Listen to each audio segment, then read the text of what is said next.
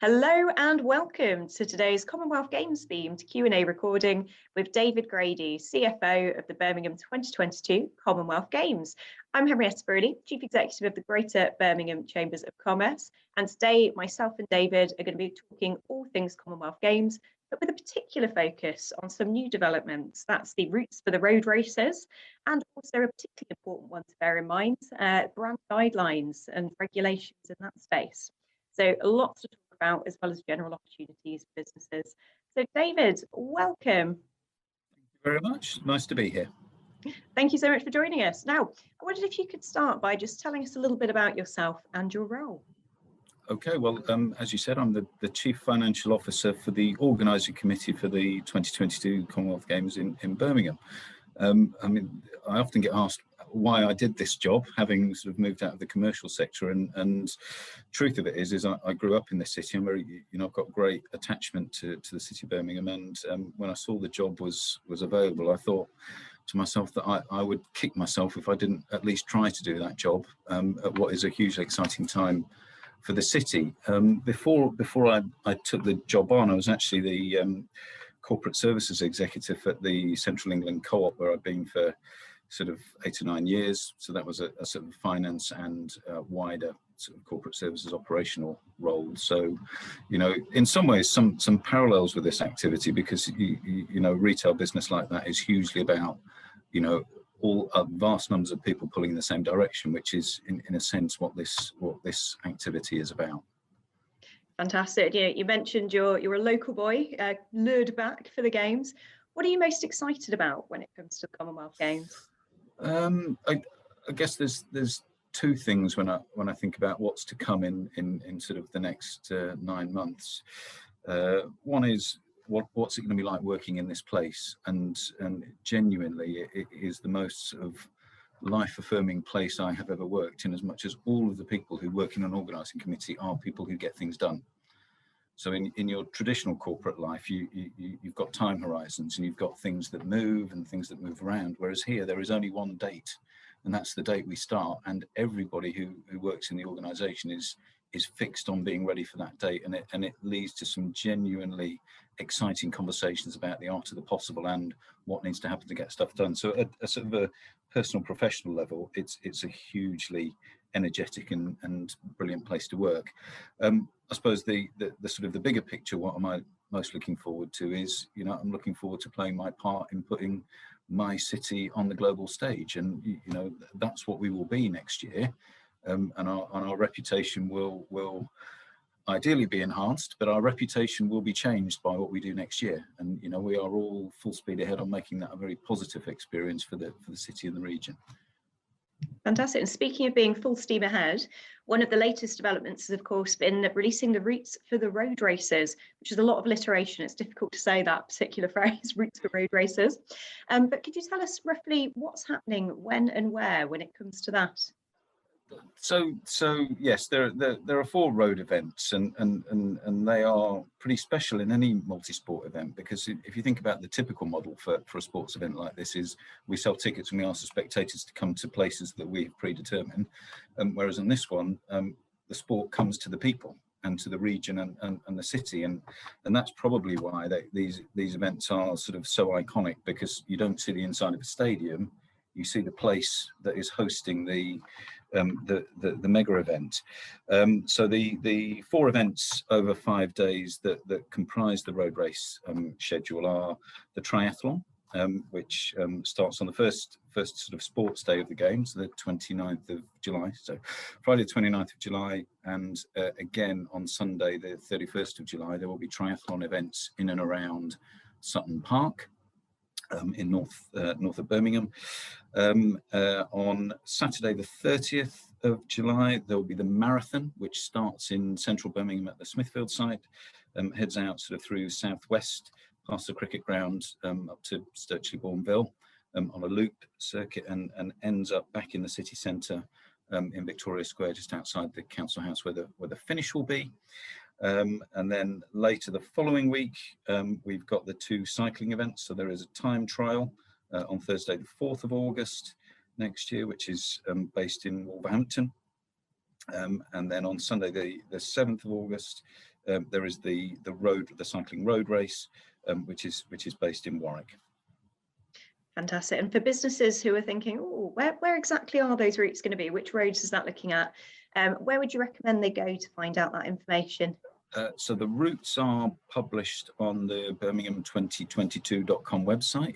If you go onto that website and either do /get set, all one word, or if you look at the site map, there's a section called Get Set for the Games. You will find in there the detailed maps of where those races are going. And as you say, it's a great showcase for the city and part that actually brings people out literally into the streets. So for those businesses who are in that area, are they going to be able to stay open as the road race is going to go past? They're going to be able to sort of take advantage of that footfall, should we say, coming to those areas? Well, yes, is the answer to the question. It would be daft of us, I think, to suggest that we wouldn't want local businesses to sort of take the opportunity that footfall brings to their businesses. We actually want communities out and about supporting the sport, and businesses is part of that community. So clearly, we would like businesses to stay open and take the opportunity that the Games is bringing. Brilliant. And for some of the details, I know we will be being asked closer to, things like logistics for deliveries around road closures and permits for parking, another alliterative one that's hard to say. All of those sort of more detailed questions.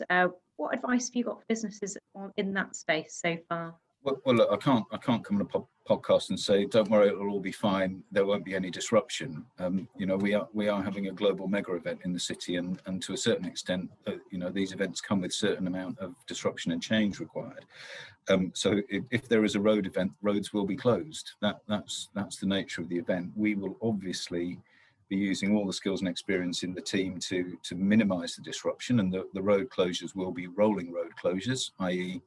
After the race has come past a certain point, we'll be trying to open the road at the earliest possible opportunity. My advice to businesses is plan ahead. Look at our website, stay tuned into Chamber of Commerce channels, because we will be working, as you know, Henrietta, with you in the months to the Games to make sure the message gets out to business. And clearly, there, to the extent that there are road closures, there are statutory notifications from the statutory bodies that will be issued closer to the time.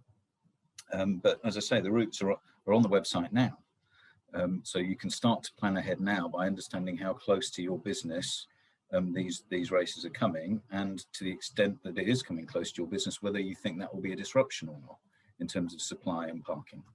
Mm-hmm. As you say, that information is available now. There's plenty of time to plan ahead.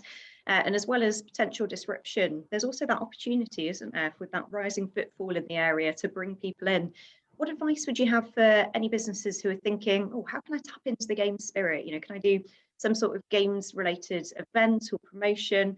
What advice would you have there? Because I know there's brand protection rules that we all need to be aware of as well.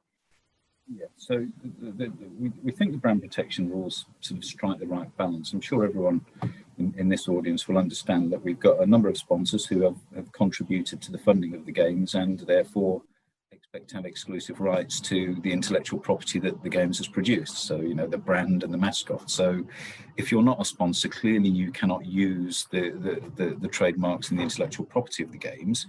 But we absolutely would encourage you to sort of plan for a great experience around Commonwealth. And if you want to do Commonwealth themed events, as long as you're not infringing the intellectual property, that would absolutely be encouraged by us as part of the spectacle and the celebration of having the Games in the city.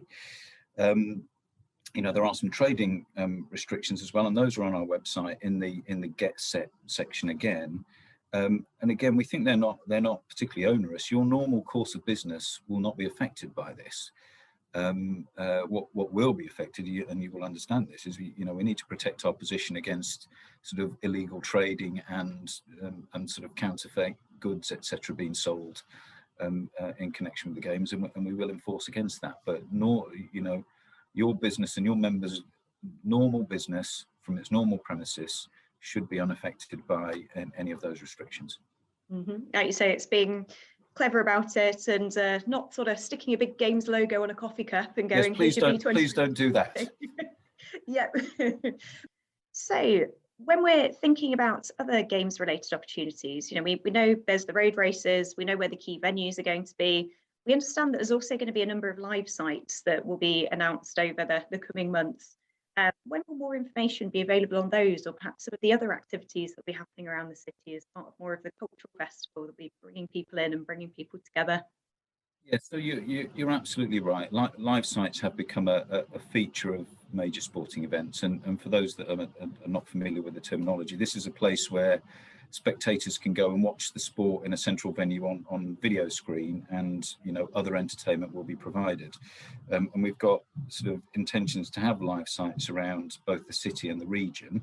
They'll typically be sort of urban centres around the region. The plans are being developed, and you'll understand that sort of taking control of chunks of city and town centres is sort of a relatively complex process in terms of all of the permissions required, and that's being worked through at the moment. Some of those live sites, and I think there are a couple that are planned for Birmingham City Centre, will be sort of there for the duration of the games, and therefore we're working those plans up and we'll communicate in due course. Others will be sort of pop-up type activity, which sort of go to various places in the region to bring the games alive for that part of the region when there is a particularly apposite time for that region, that part of the region to have a live site for that day, perhaps because there's an event close by or what have you. Fantastic. So another one to watch this space, and I'm sure we'll have you or a colleague back to do another Q&A update as soon as there's more information there. Thinking more generally then, outside of the live sites, the road races, and some of those key football related opportunities, what general top tips do you have for businesses who are looking to engage with the Birmingham 2022 Commonwealth Games on how they can get involved, how they can get stuck in? So I think we talk a lot about the fact that a mega event like this brings economic benefit to a region, to a host region. And when you sort of break that down, there is the direct economic benefit of I won a contract, and then there is the sort of the less direct but equally valid benefits of there was more footfall and I got more business because there was more footfall. And a really great example of that would be, we will have contracts with 60 hotels in the city for the duration of the games. So that sector will benefit massively from the games being in the city. Those businesses that are the owners of our venues will benefit significantly. Those businesses that supply catering at venues and to live sites and to sort of the village, etc., will benefit significantly from the games being here. But the other sort of obvious place where the benefits extend is, if people have heard of Birmingham and the West Midlands, and they form a positive impression of this place, when you are pitching for business overseas or in the rest of the country, if the feeling about the city and the region is enhanced by hosting a very successful games, then at the margins, that will improve the economic performance of businesses in the region in a competitive scenario. So, there are degrees of relevance of the games, but everything helps if we get it right next year as a group of partners. In terms of how do I get involved, how do I get one of those contracts? We're clearly well on with the procurement process, but what happens in procurement processes like these is we let some fairly big contracts under the public contract regulations because we're an arm's length body of government. Then, of course, the winners of those contracts need to establish their supply chains. So if you didn't win the big contract because maybe your business wasn't of a scale that it could take the whole contract, then supply chains will be established in the coming months to deliver against those big contracts. And Henrietta, we are planning with you to run a Supplier event on the 24th of November when we're asking 5 or 6 of our biggest appointed contractors to come and talk to your members and others about what they require in terms of supply chain and how to get involved with them as they go through their subcontracting processes for the games. Because the thing we all have to remember about this is these games will be delivered in Birmingham, and therefore local businesses are ideally placed to deliver games in Birmingham and the West Midlands region. And you know, that's what people need when they're setting up supply chains. Absolutely, and do check out the Greater Birmingham Chambers of Commerce website for more information on that supplier event that David's mentioned. So it'd be really good to get as many businesses there as possible. Everyone is welcome to tune in. It will be over Zoom, so it's nice and accessible for everyone, and a great way to get that word out on how businesses can tap into some of those opportunities. I know more widely than the procurement opportunities, I know what we're very excited about at the Chamber is also opportunity for team engagement and pride in the city, and that sort of staff motivation piece. We're hoping we put in for the ballot for a number of tickets to create opportunities to do a bit of an internal ballot, to take our team down to some of the events. And am I right in thinking that for those events where there are still tickets, after the end of the ballot, there'll be an opportunity for bigger bookings, so corporate hospitality coming through in due course? So there will be a formal corporate hospitality programme which will be launched towards the end of this year. And that will be fairly typical hospitality programme that you and your members will be familiar with. In terms of sort of the residual tickets not sold in the ballot, they will go on sale in due course. Again, sort of towards the back end of this year or maybe in early January. Because we absolutely expect to sell all the tickets out. You understand that in order to sell this volume of tickets, the ballot that we have to have in a way to sort of understand that there was fair access for all of our communities to have an opportunity to buy tickets. But having completed those public ballot processes, the residual tickets will go on sale in the same way as most event tickets are on sale, which will be, we'll put the tickets up and people will be able to buy the tickets that remain. Fantastic. I know it's one that we're going to be looking out for, because as I say, it's a great opportunity, both for engaging teams, but also bringing down customers, suppliers, and using it as a great opportunity to showcase the city, tap into some of those positive vibes that will be going around as we bring this fantastic event into the city. So just another way of thinking around the games and how to get involved. And there's some great CSR opportunities as well, I believe. I know Gen 2022, which is Generation 22, part of the legacy programme from the Games. I think I'm right in saying you're on the lookout for businesses to put forward CSR projects for young people taking part in that programme. So, projects they can get involved in for social action and driving positive change. But they're looking for some of those for businesses as well as for communities as another nice option. Yeah, absolutely. Initiatives like that. I would really urge you to have a look at our website and the Generation 2022 project.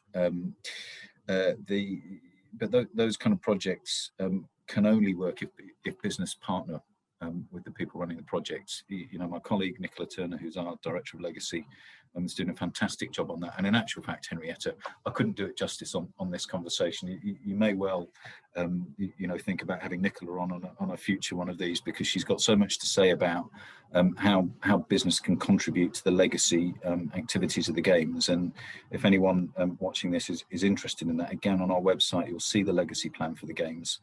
It's a really comprehensive piece of work, and